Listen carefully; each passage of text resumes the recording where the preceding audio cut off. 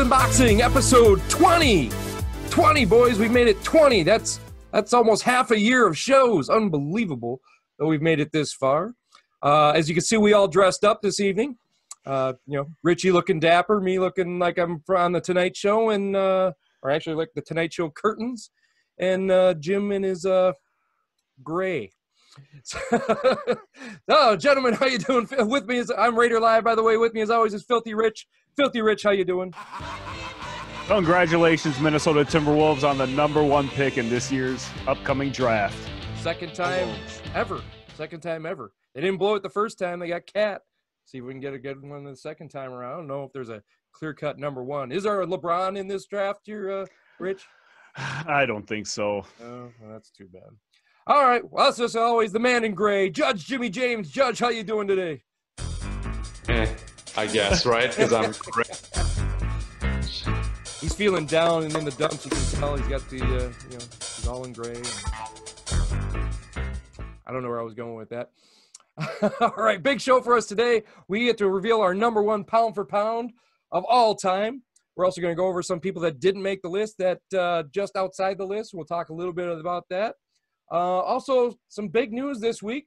So if you guys are ready, let's just jump into the news. You guys ready to do this? Let's go. All right, let me hit that bell. All right, Brews and News. First thing we do in Brews and News always is crack a beer, because the name of the show is Brews and News, and brews is another word for beer. So, gentlemen, Kamusta. Cheers.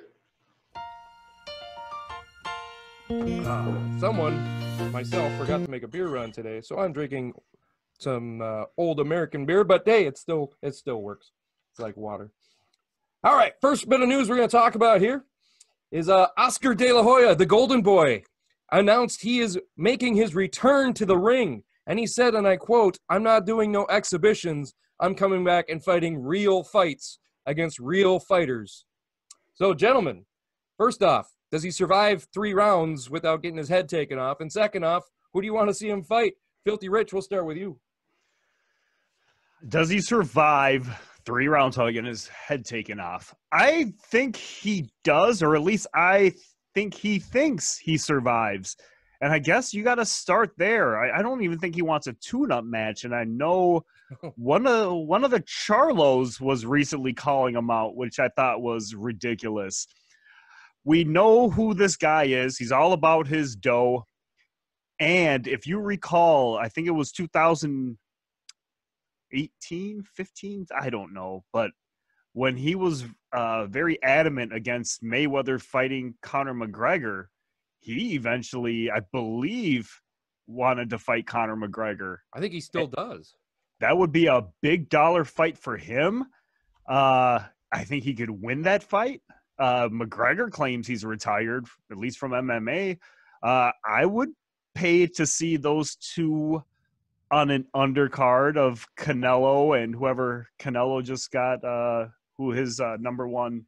De La Hoya is not going to be on an undercard. I mean, that's not going to happen. Come on. He's not going to give you a 2-for-1 deal.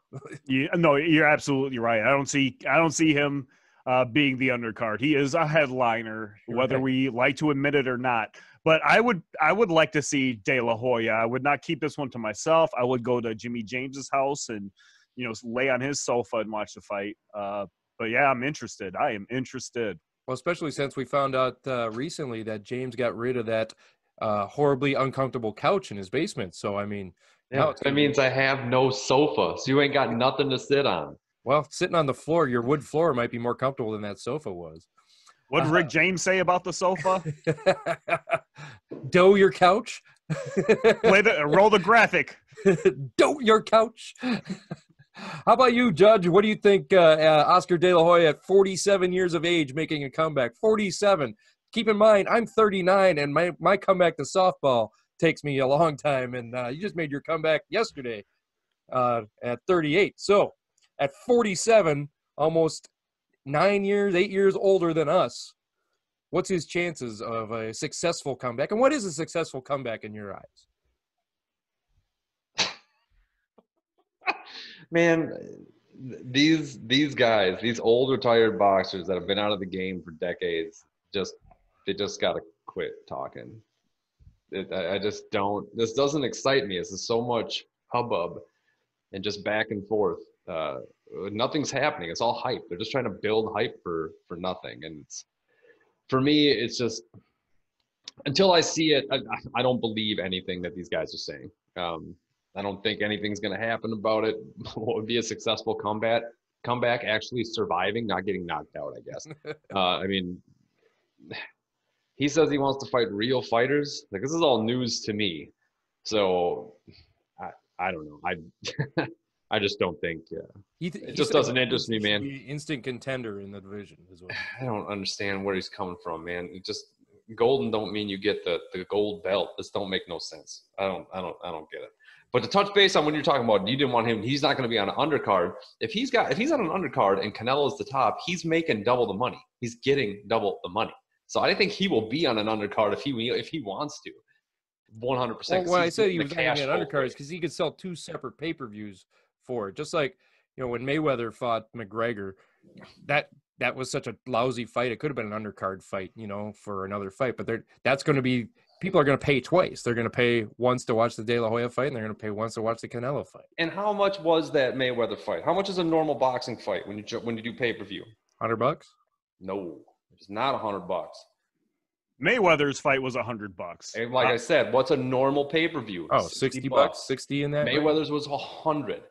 You could charge $100 and make just as much as you try to get 2 people. You're not guaranteed anything with these pay-per-view fights for people paying up, man. You charge $100 and have a bigger card where it's just fight after fight after fight. You got a better guarantee of getting that payday than this other mumbo jumbo, man. Because I'll tell you right now, I ain't paying pay-per-view to watch De La Hoya fight. I'm coming over one of your houses.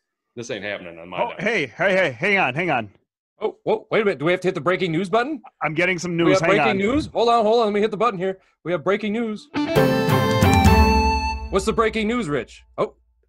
Still getting word, but it sounds like – oh, wow. Okay. So it sounds like De La Hoya has now been challenged – no, you got to be kidding me. Oh, by a guy who claims he's going to be negotiating with his team, and he is his team. You're going to love this one. Amir Khan. What? Amir Khan yes! has called out the Golden Boy. He claims he doesn't want to meet at 154, but he will negotiate it with his team, and he is his team. I am not making this up. This is breaking news from our headquarters in downtown Minneapolis. Oh my goodness. We got a double whammy there. We got Amir Khan back on the show, and he's going to be fighting the Golden Boy? Let me tell you, it's a $200 pay-per-view now. This is going to be the most best-looking pay-per-view, the most handsome pay-per-view of all time. Get Ryan Garcia on the undercard.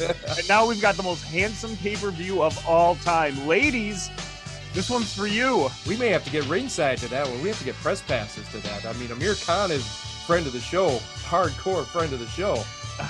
Amir Khan has called out, and I will. Is that for real or is that a joke? Because that is very, very real. It's probably going to come out here in the coming days. But Amir Khan has accepted the challenge. He says he has thrown his name in the hat to fight De La Hoya. Well, James, I guess you are buying it because we're heading over to your house to watch. Here we come. Here we come. We're on our way right now. Unbelievable. Breaking news. You heard it here first. Well, I hope you heard it here first, because that's breaking news. Great way to break that there, Rich. Amir True Khan, story. Our guy, Amir Khan, the most best-looking boxer ever to live. Hey, put up a graphic of the two of them next to each other. De La Hoya in the 90s was like the pretty boy, and Amir Khan is the pretty boy of yesterday. I think Ryan Garcia is the pretty boy of today, but this is... Oh, I don't know. Amir Khan, he sends them sexy selfies to us all the time, I mean, we put him on the show. It's great. Roll the graphics. You guys decide. All right. Well, now that we got that breaking news out of the way, that's awesome, by the way. I can't wait for that now.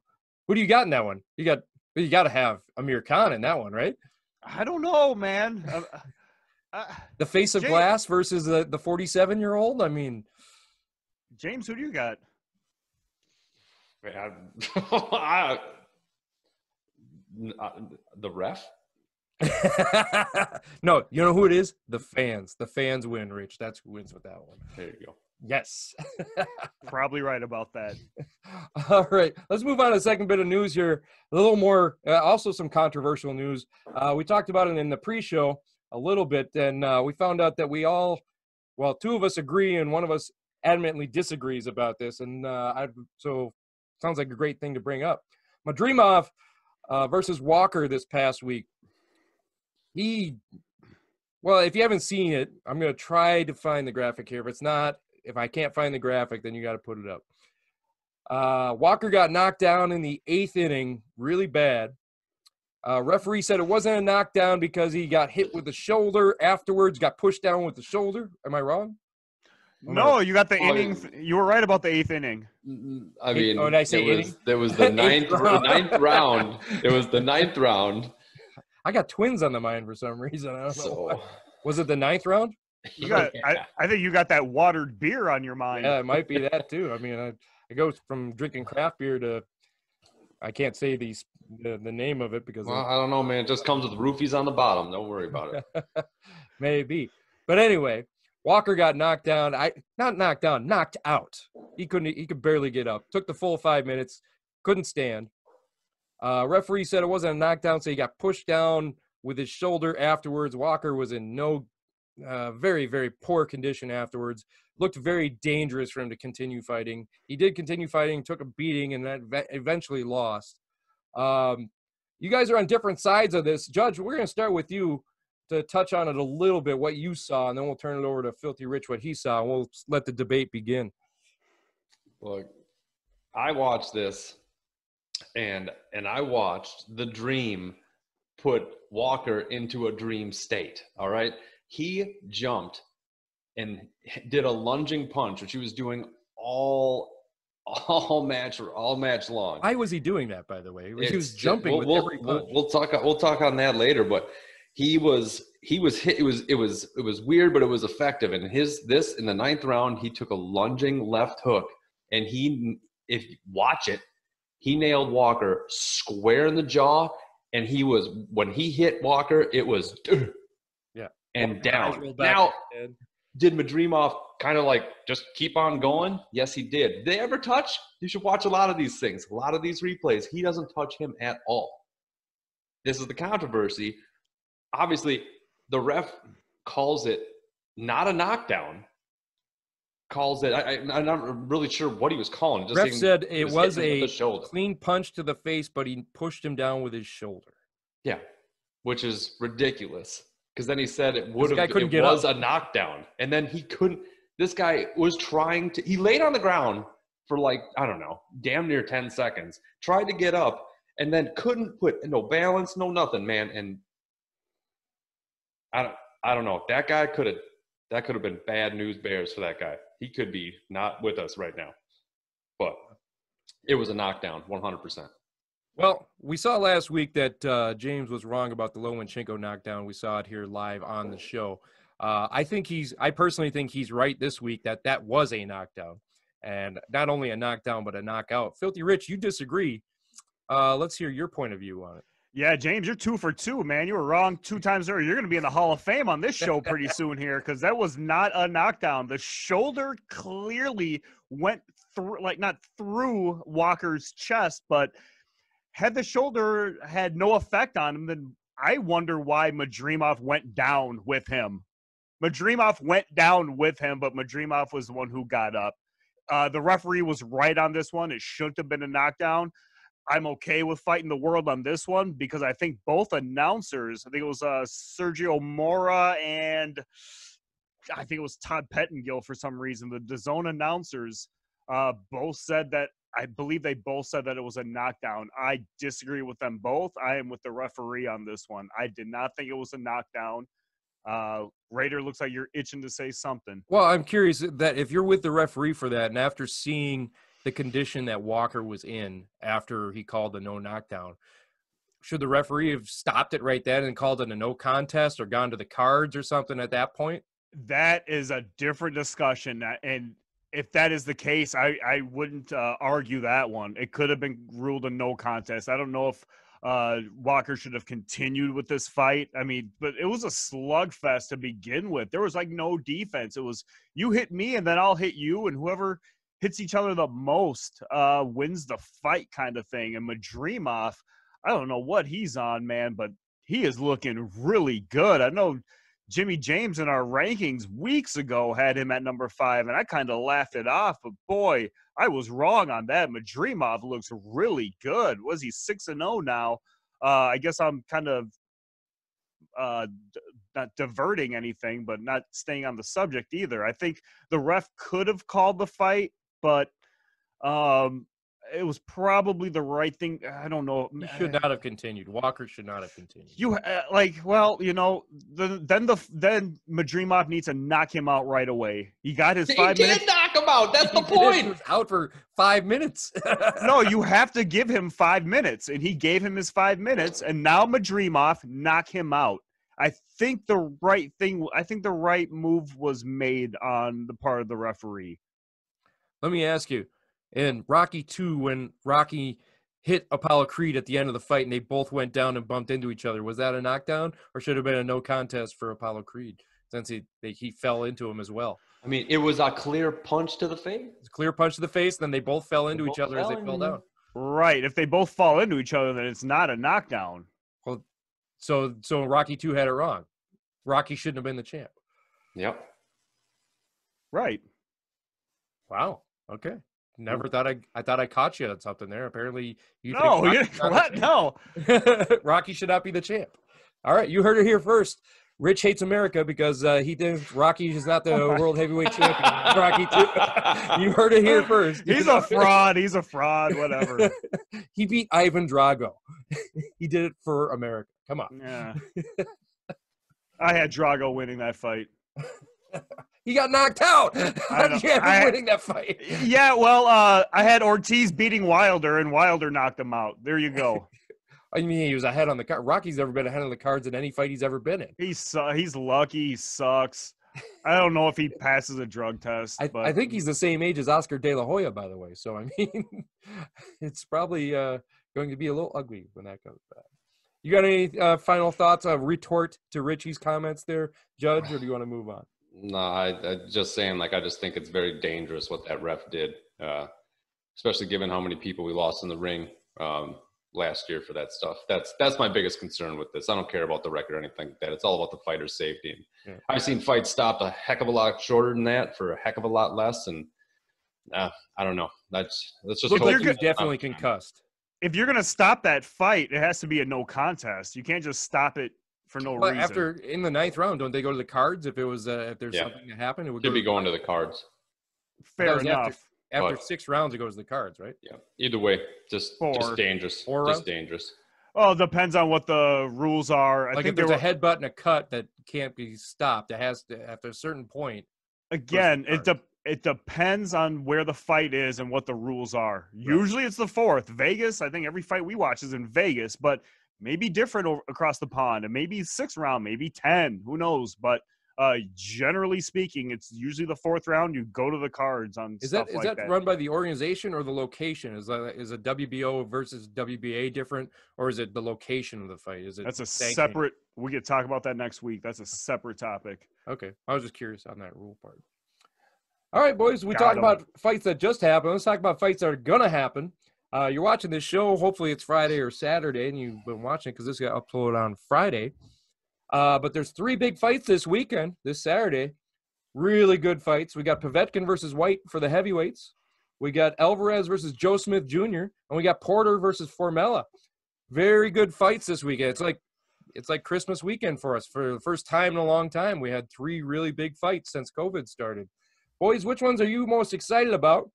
And give me your picks on them, too. We'll do picks at the end, actually. That seems a little better. But just the fights you're most excited about. Judge, start with you. Well, I mean, all 3 are good fights. I think they're all going to be very, very entertaining for sure. But the fight that for me personally, that I actually want to see, I probably want to see Porter and Formella. I think Formella is an up-and-comer that's trying to prove himself. and Porter seems to be the guy that everybody wants to prove themselves against. I don't think Porter's a slouch. I really want to see if Porter still has what it takes. I want to see him come out, and I really want to see that fight. I want to see if Porter still has it, because I don't think he's done in the division he's in against any of these top guys. I think Porter's still a contender, even with his only 2 losses. Man, he gives people problems, even being as small as he is. He gives people problems, and yeah, that's the fight that I want to see. I think Porter wins that one, but some big fighters problems too. His 2 losses, you know. Yeah, Formella's a tall fighter too. He's 5'11", so this is going to be just like him fighting Spence. But we'll see, man. That's the fight that I want to most watch. Filthy Rich, I know you're a big Sean Porter guy. Is that the fight you're looking forward to the most too, or you got a different one? I think. I mean, it's an intriguing fight because Porter. It sounds like he's claiming he wants the winner of Garcia Spence, which. Right. I think the 3 of us kind of think Spence is going to win that fight, which basically sets up a rematch with him and Spence. Mm-hmm. Which was a good fight. That aside, I mean, I do want to see what any of these guys look like in the ring after this layoff. I think Alvarez and Smith is an intriguing fight, but it doesn't give you a number 1 contender at the light heavyweight division. Povetkin and Dillian Whyte, the winner of that moves right up to the number 1 contender spot for any alphabet title. And I don't know if you guys see Dillian Whyte. Look at his photos. If he wasn't on PEDs before, he might be on PEDs. He looks. Oh my goodness! He took advantage of this this time off for everyone. I think Povetkin's like 40, 41 years old. I think he beats 40. Povetkin and catapults himself to number 1. I guess I shouldn't give predictions. I know you said we'll talk predictions here in a sec, but the most intriguing one I have is Povetkin and Whyte. Well, I'm going to have to agree with you. Povetkin and Whyte.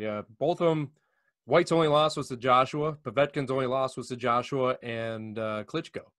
So, I mean, Povetkin is older, coming in at a 3-1 underdog, but not that big a deal. It's a good heavyweight fight. I don't know if they'll be the number 1 contender, though, the winner of that fight, because you still have Wilder, you still have Joshua, you still have Fury. I mean, let's not do this. I think Wilder is going to be the next one up, even if when he loses the Fury again. Where did you have Wilder ranked on episode 1? I'll give you a hint. It was below Dillian Whyte. No, I did. Yeah, I said Dillian. I had Dillian Whyte at 3. I had Tyson Fury at 1. Joshua at 2. Look, I think Whyte and Povetkin beat Wilder. I don't think Wilder's a real challenge. I agree. Tyson Fury and Anthony Joshua are the guys, and obviously Joshua's already went through both of them. Tyson Fury, you know, he's the lineal champ. I think either one of these guys has a shot at beating Tyson Fury. All right. We'll go to the prediction segment in here. Povetkin Whyte, who you got? Rich, who you got? I got Dillian Whyte. James, who you got? If it goes past 4 rounds, I got Povetkin. Okay. I'll probably for mythical money, because gambling ruins families, I'll probably take Povetkin on that, but I think White's probably going to win. I like the 3-1. Alvarez versus Joe Smith Jr. Who you got? Judge, start with you. That's interesting. That's a tough one to pick. Man, it's gonna be tough, man. I'm probably gonna go. I'm gonna go with Joe Smith Jr. Rich, who you got? I'm taking Alvarez. I'm with you. I'm on Alvarez. I'm not even thinking about that one. I'm taking Alvarez. I think Joe Smith Jr. is. I better not say it because he'll come find me. But speak of the Timberwolves, he cost him like 5 first-round picks back in the day, didn't he? Nobody remembers that Joe Smith deal. All right, whatever. We remember it, Raider Live.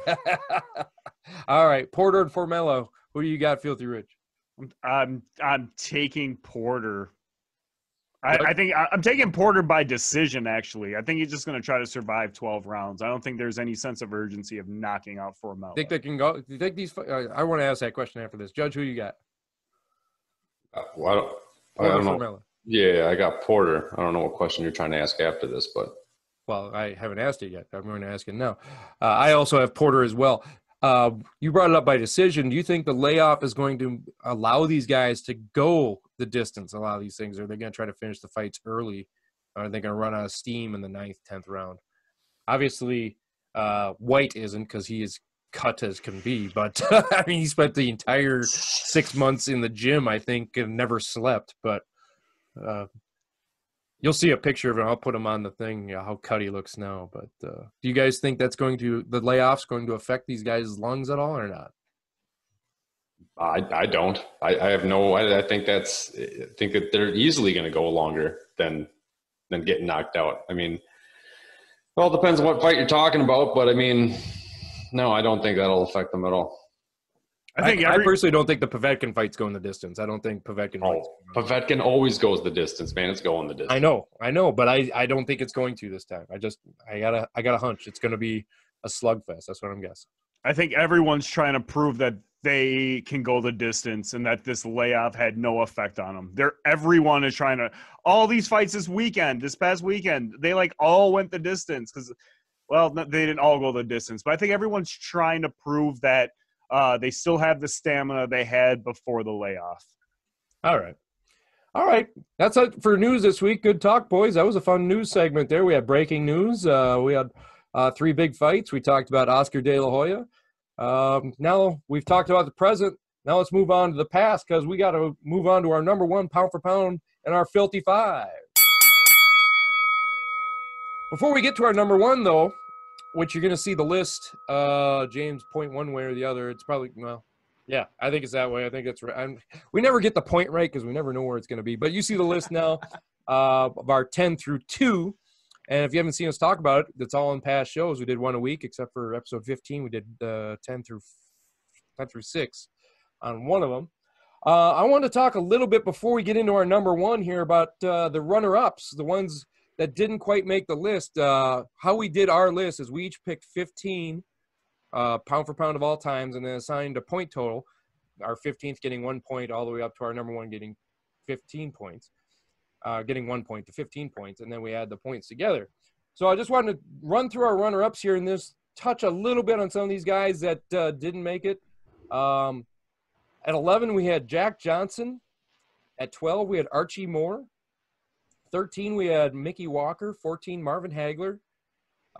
We also had Roy Jones Jr., George Foreman, Sandy Sadler, Stanley Ketchel, Jack Dempsey, Floyd Mayweather Jr., Vomit, Julio Cesar Chavez Sr., and Joe Gans all on there. You're not muted. You can say anything you want for now. I want to talk a little bit about some of our guys that we had on there, especially guys that we all personally had ranked that the other 2 didn't. James, let's start with you. You had Sandy Sadler. You had him ranked at 12. Neither of us had him ranked. So if you want to talk a little bit about Sandy Sadler, 1 or 2 things about him, that'd be great. Well, I'm going to tell you right now, 103 knockouts for Sandy Sadler. All right. That's still in the top 10, I'm pretty sure, overall, all time, most knockouts. He's also the only person to best Willie Pep. He regularly beat Willie Pep 4 out of 5 matches, and that is just insane considering how good Willie Pep was at defense. And Sadler had his number, and that is just crazy to me considering how high I rate Willie Pep in my personal list and in our overall list. I mean, tall and skinny guy, man. He fought for, 13 years? He's a guy that I was kind of surprised that nobody else had him on his list. But those are the big things for me, man. 103 knockouts, 144, 16-2. And he just kept besting Willie Pep, man. And I think defense is much more difficult to overcome than offensive fighters. So props to Sandy Sadler. Right on.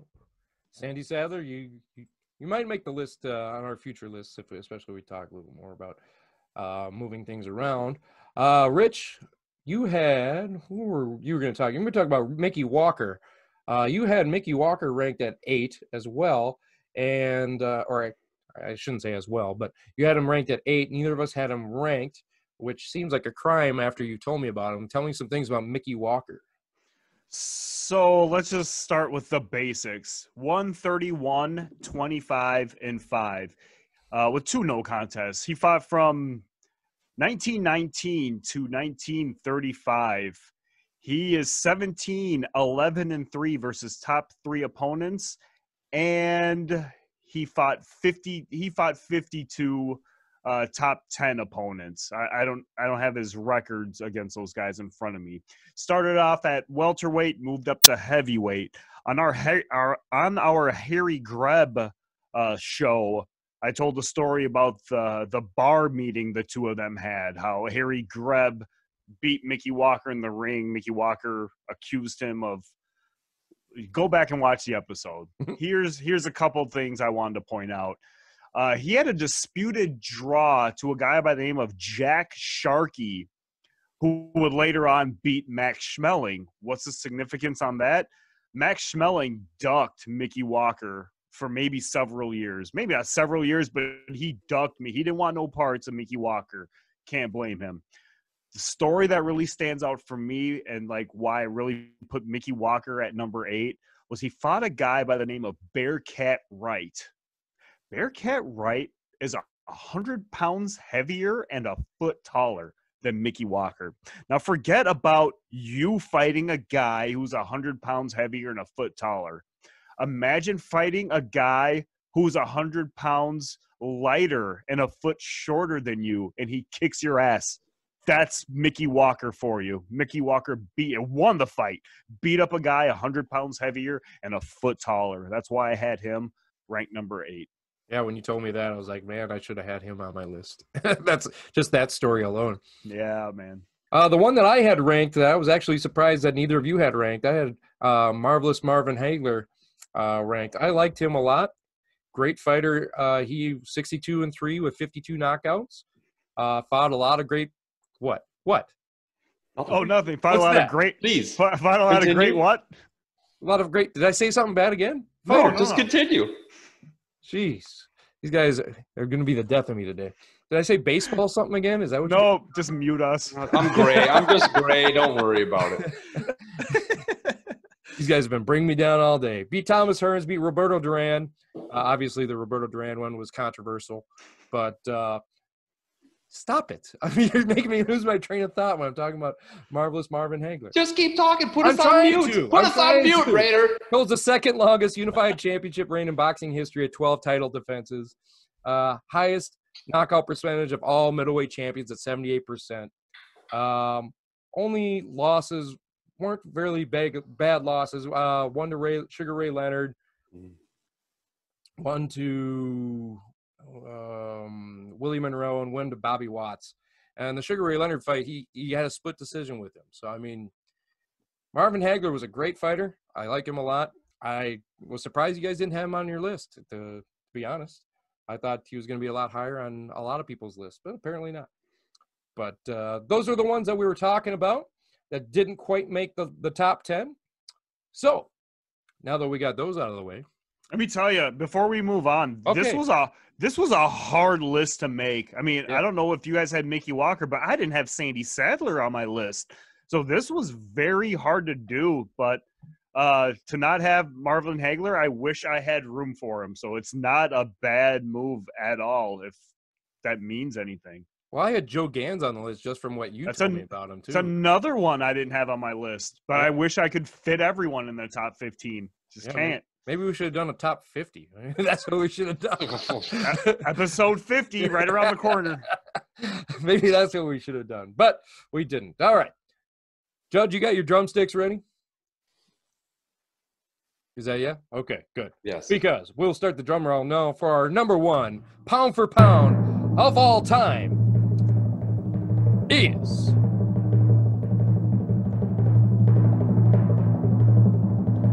Sugar Ray Robinson. Yeah, hey, no big shock there. Sugar Ray is our number 1 pound for pound. If it would have been anyone else, I think everyone would have stopped watching the show at this point because he's the obvious clear-cut number 1 when you're looking at our list there it couldn't have been anyone else. Honestly, not a lot of suspense there. Filthy Rich, why don't you start us off about Sugar Ray Robinson? Tell us a little bit about him. Then we'll move to the stats with Judge Jimmy James and a couple of stories. Well, I have some stats here, so I guess we're gonna switch the rolls around this week. Do we need to do the Ali story? Oh, you want me to toss that out? Toss that one out, Judge. Do that.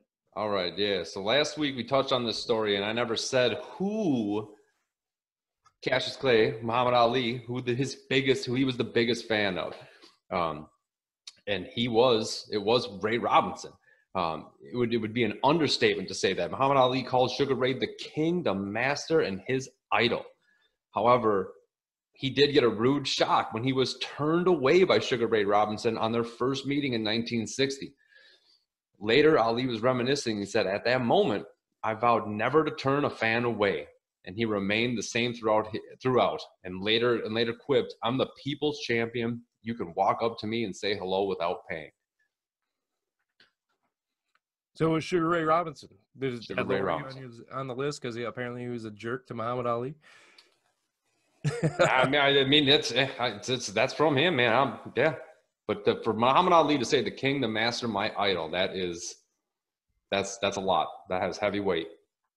By the way, I forgot to mention this here. It's already down there. They've all the crowd's already seen it, but I had him ranked at 1. James, you had him ranked at 1, and Rich, you also had him ranked at 1. It was our unanimous number 1. I forgot to mention that when we were down there. It was unanimous number 1 on Sugar Ray Robinson. So that's like a belt, right?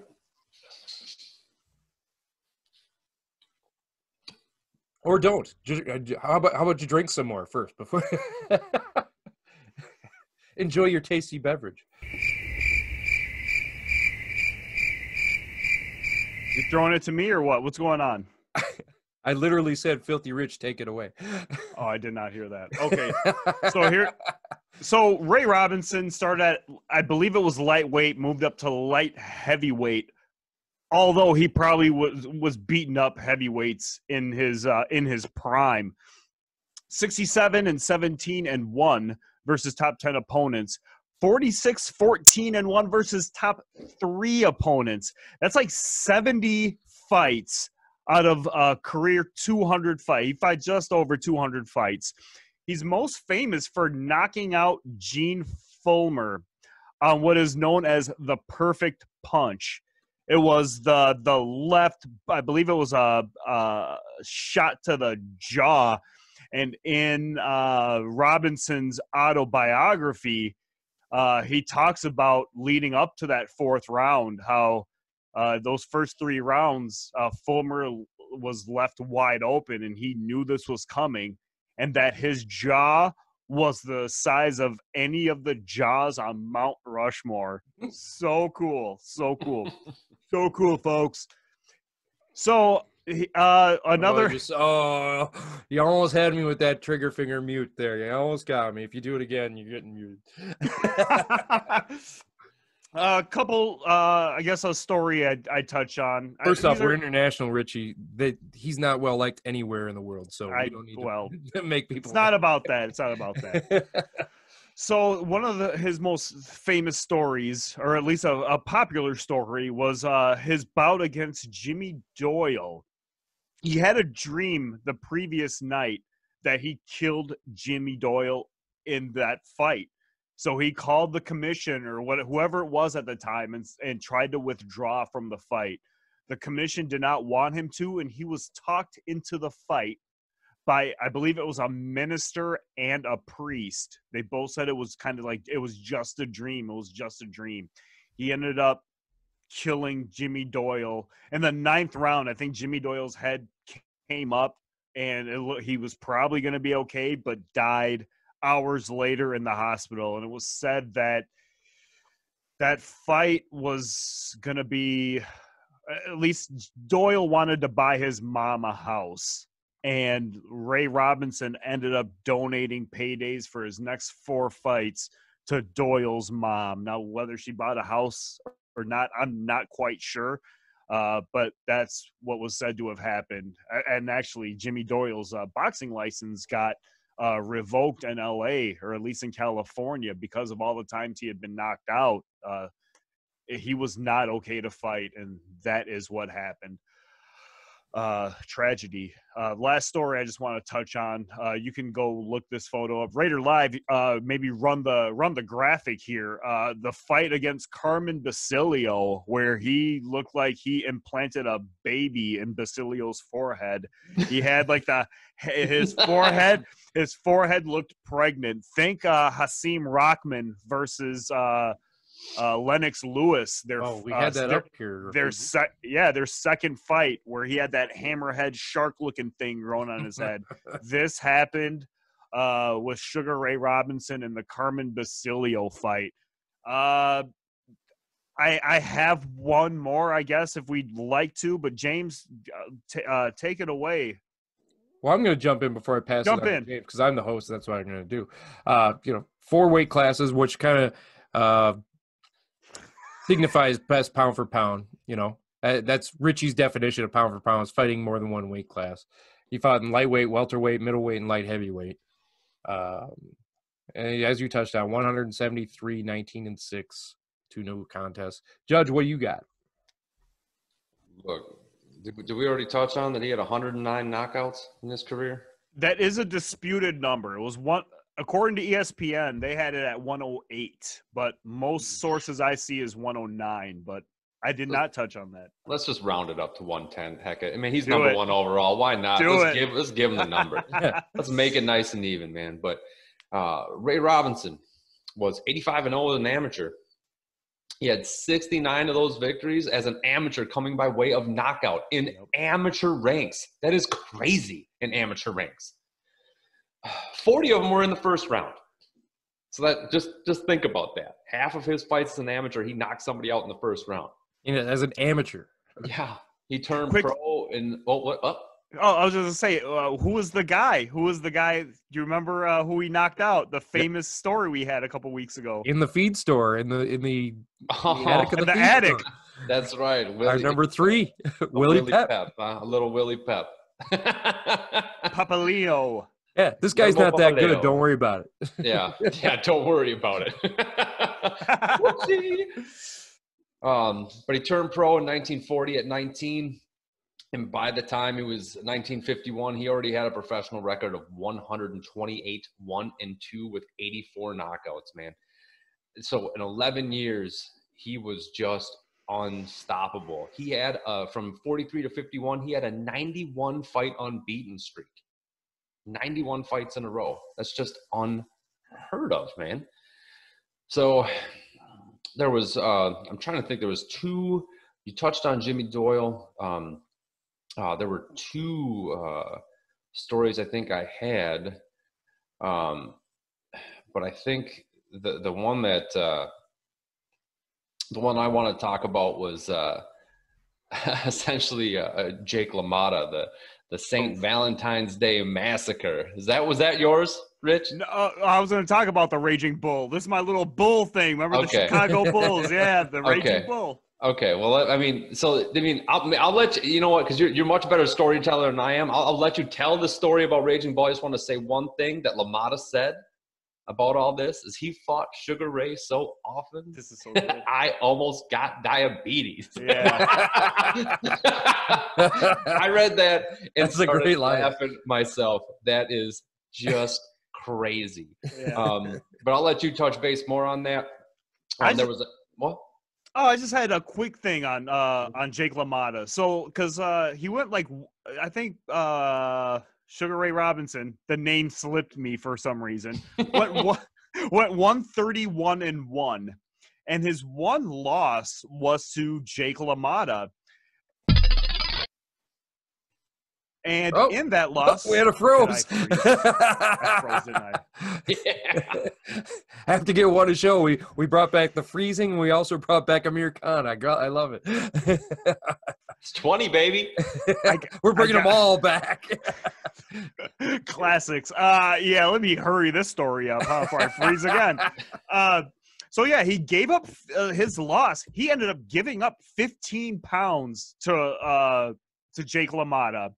Not to mention, he had a fight 8 days previous to that Jake LaMotta fight, and a second fight 20 days previous. So, yeah, he had just gotten out of some battles. Jake LaMotta caught him on the downslide and outweighed him by 15 pounds. That's how you beat Sugar Ray Robinson. That's all I wanted to say about the Raging Bulls. You can finish up with whatever you had. I got a quick question before you guys do that. I was talking about Marvin Hagler. Did I say Sugar Ray Robinson? I meant Sugar Ray Leonard. Is that why you guys were laughing? You said Sugar Ray Leonard. You're good. Okay, I thought that's why you guys were laughing. I'm like, wait a minute. Was that what it was? Right, we just like your glasses. All right, well, hey, they are. Thank you, Ryan Hype, for these, by the way. Your episode 20 glasses. We love them. I hope they're here to stay. Well, if you come see me live in trivia, you'll see them a lot. But yeah, go ahead there, Judge. Yeah, it was just a couple quick points. Obviously, what Sugar Ray's he's only knocked out once in his entire career, and it was actually in a light heavyweight championship bout against Joey Maxim, where it was actually 103 degrees inside of I think it was at Yankee Stadium, where they actually had to, because of heat stroke, they actually had to change refs in the middle of the fight. Because it went, I think 13 rounds, I think is what it went, where Sugar Ray, he just couldn't get out of his corner because of heat stroke, and they counted it as a technical knockout. Against Joey Maxim, is that what you're talking about? The Joey Maxim fight? Yeah. So that's just crazy that he was never actually knocked out. Like, Earth had to knock out Sugar Ray Robinson in order for him to get that to happen, which is just crazy. But I had one other thing too. In 1951, he went to Berlin and fought some German guy. I don't remember his name, but was actually disqualified because he punched his opponent right in the kidney, which is a legal punch in the U.S., but back then in Europe was illegal. So the fight was declared a no contest because he hit him in the kidney, which I thought was crazy. I didn't know that until I started doing more research like this. That's just insane of how far boxing has come. Where back in the day, U.S. and Europe, the sport's the same. You hit someone in the kidney in Europe, and they're like, no problem in the U.S., man. But yeah, I mean, other than that, watch him how he punched. Robinson had a very ridiculous way he punched. It wasn't your normal square up and punch. He was a sort of a diver, man. He had the easiest way to consider this. His punches were like sweeping punches, but they worked like rubber bands. So he would snap and come back with this acceleration and hit people that just you shouldn't have that much power the way he was punching. And he had such incredible balance. The way he even landed after making some of these throwing punches. So we talked about Madrimov earlier. That's kind of how Sugar Ray would throw some of his punches, and he would just land on his feet, not like Madrimov, but land on his feet right in front of you almost every single time and ready to punch more. That stuff was crazy, man. If you got Rich, whatever you got next, if you got more to touch on that'd be fantastic. But that's Sugar Ray number one. I mean, I've kind of covered him. If Raider Live's got anything, I do have a little thing because I was actually going to talk about the Joey Maxim fight as well, because that was one of the things that I found, and I was a little sad that you brought it up because I was going to bring it up, but it was actually not considered. Well, is it considered a knockout if he doesn't answer the bell between rounds? It's a technical knockout as well. It was an RTD is what they said. He had the fight was 103 degrees. It was at Yankee Stadium, and Robinson had heat exhaustion and was unable to come out for the 14th round. But at the time of the stoppage, Robinson led by scores of 10-3, 9-3-1, and 7-3-3. So in the judges, so he was leading on all the cards. He retired after that to come back again. But Joey Maxim said, "I was way behind and I knew it, but I also knew I had him if I didn't run out of rounds." So it's like, I think he was playing that Maybe it was like a Rumble in the Jungle thing, loosen the ropes or turn up the heat. That's what we're going to do. I will say this because I'm going to kick myself if I don't say this now, but there was a woman who wrote a book. I wish I knew the name. I don't have the name. But she mentioned how people envisioned what Sugar Ray Robinson would look like at heavyweight, and along came Cassius Clay, a young Cassius Clay. He was everything Sugar Ray Robinson was, but he was a heavyweight, and this was like right at the turn of Robinson leaving his prime, with Cassius Clay ushering in, I guess you would call like a new or another era. A new era, right? All right. Well, I think we covered Sugar Ray Robinson. Great list here, boys. Let's do our salute here to old Sugar Ray Robinson, died in 1987, but put the best career, our number one pound for pound of all time. Cheers, Sugar Ray. Had Alzheimer's. Yeah. Shout out Alzheimer's. All right. I forgot. What were we talking about? Well, that was our list. But we're going to move on a little bit here, because now that we have our top 10 pound for pound list out there from our scores, something we wanted to talk about a little bit. I know, Richie, you really wanted to talk about it, and I did too. Now that we look at our list of Sugar Ray Robinson, Muhammad Ali, Willie Pep, Henry Armstrong, Harry Greb, Roberto Duran, Sam Langford, Manny Pacquiao, Joe Louis, and Sugar Ray Leonard, after we've talked about everything now, where are you happy with that list? Would you like to move things around a little bit? Where did you feel like after talking you had guys too low? Because I can tell you I had a few guys way too low that would have changed the list for sure. Let's start with you, Rich. Where do you think, do you like the list as it is? Would you move it around a little bit knowing what we're at now? I don't know our list off the top of my head, but I don't even know my personal list off the top of my head, but I do think where I did have it wrong was I think I put Roberto Duran too high. I think I had him do you have the list in front of you? Yeah, I have the list in front of me. Number 6? 6, yep. I had him too high. He should have been maybe somewhere at 10 or something. I'm not completely sure, but I had Mickey Walker at 8. I would like to put Mickey Walker at 6 or 5, even bringing Muhammad Ali down a spot or so. I think that's all. That's the major change I would make on my list. You would probably have Joe Louis out of our top 10 too, because you didn't have him ranked. I didn't have Joe Louis at all. I also didn't have someone like Benny Leonard ranked at all. And there's something about climbing up the rankings, climbing up the divisions, I should say. I had one true heavyweight in the 15 that were slotted or given to you on that list. I had one heavyweight. Had the list been a bit deeper, I'd probably throw Benny Leonard somewhere on there.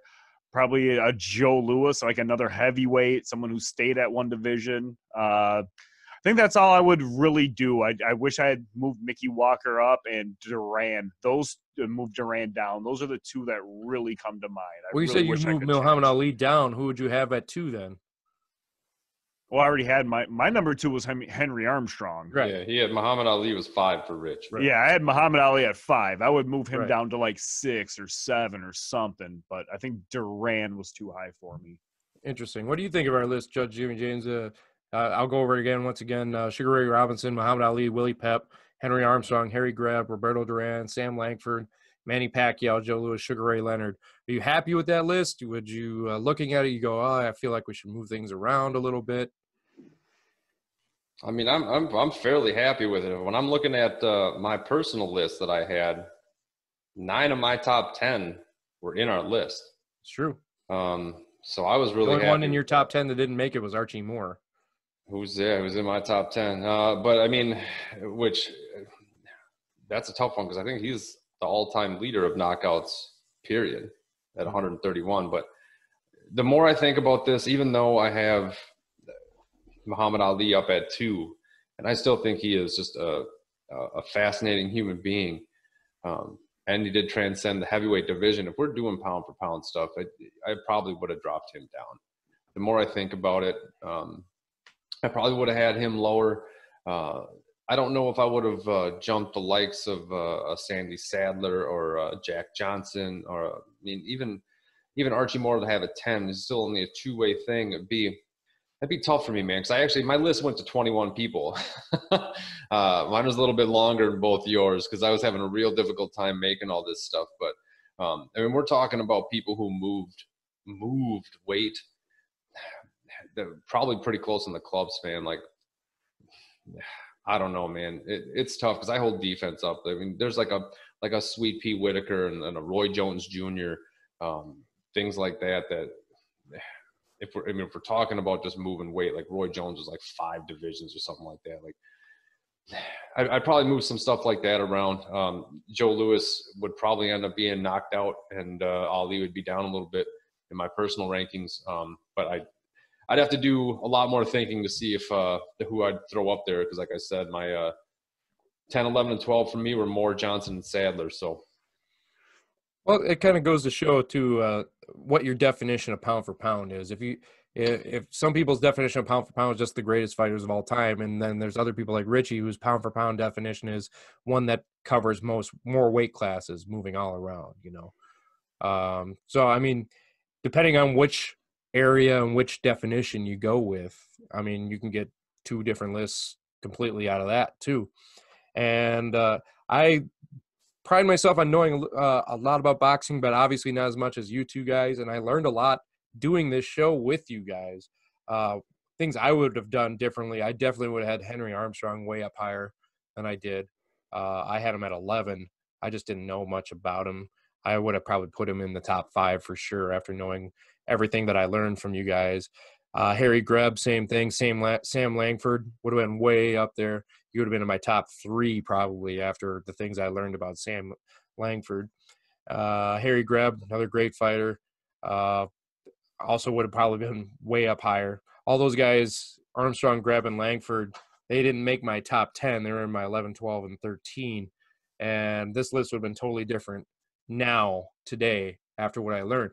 And I hope our fans have learned something too, like I did, and you can make your own list and after information that you've learned from our experts here and just listen to us talk about it. Because, whenever you're talking about greatest of all time, whether it's boxers, quarterbacks, basketball players, whatever, everybody's got a different list. It's always fun to talk about them. But when you talk about lists, you also get to talk about why these boxers are so good. And that's why it's good to have these lists, because you still keep these guys in our memory and we learn more and more things about these guys, and we don't forget about the history of our sport. So, gentlemen, I want to salute to our sport and a salute to our list. I think we did a good job. Cheers to you guys, and cheers to 20 episodes as well. That's a long time. It's been, what is that, like 5 months of work? Crazy. You do the math. Hopefully, here's the 20 more. I enjoy doing this show with you guys every week. I enjoy our fan response. I enjoy all our fans that tune in with us. Please throw comments down below, like and subscribe, do all that stuff for us, please. We get a lot of views. We've seen our view count jump dramatically in the last few weeks, but our view count is great, but we need that subscribe button. It literally takes you half a second to click subscribe on there. It really actually helps us out. It helps our show out. It brings our show out to masses. And if you hit subscribe and we get to 1,000, we can do a lot more with our show. And I really, really would appreciate it. I know these guys appreciate it.